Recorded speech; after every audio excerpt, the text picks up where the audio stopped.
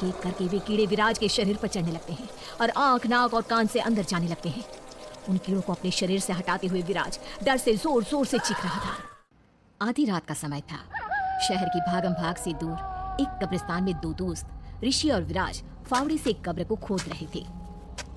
जल्दी जल्दी खोद यार, यहाँ ज्यादा देर तक रुकना ठीक नहीं है। सही कह रहा है, मेरा तो वैसे भी डर के मारे खून जमा जा रहा है। बस काम खत्म हो और हम यहाँ से निकल जाए। जैसे ही वे दोनों ताबूत को कब्र से बाहर निकालते हैं, पूरे कब्रिस्तान का माहौल बदलने लगता है। अचानक ही बादल गरजने लगते हैं और जोरदार बरसात होने लगती है।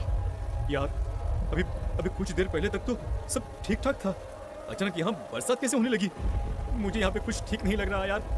कुछ बहुत अजीब हो रहा है यार। एकाएक विराज और ऋषि के बीच की जमीन में दरार पड़ने लगती है और वहां से काले रंग के कीड़े रेंगते हुए बाहर आने लगते हैं। एक एक करके वे कीड़े विराज के शरीर पर चढ़ने लगते हैं और आंख, नाक और कान से अंदर जाने लगते हैं।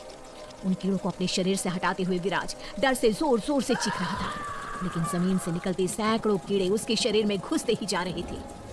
विराज की ऐसी हालत देखकर ऋषि धीरे धीरे अपने कदम पीछे हटाने लगता है। ऋषि को महसूस होता है कि विराज का चेहरा कुछ बदल सा गया है। उसकी आंखों की पुतलियां गायब हो गई थी और वो किसी बल्ब की तरह लाल चमक रही थी। चेहरा भी बिल्कुल पीला दिखाई दे रहा था। ऋषि को समझते देर न लगी कि ये उसका दोस्त विराज नहीं है।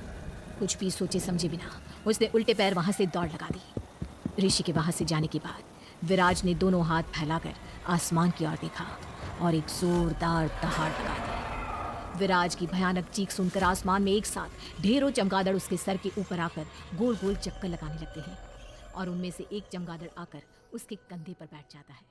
विराज चमगादड़ को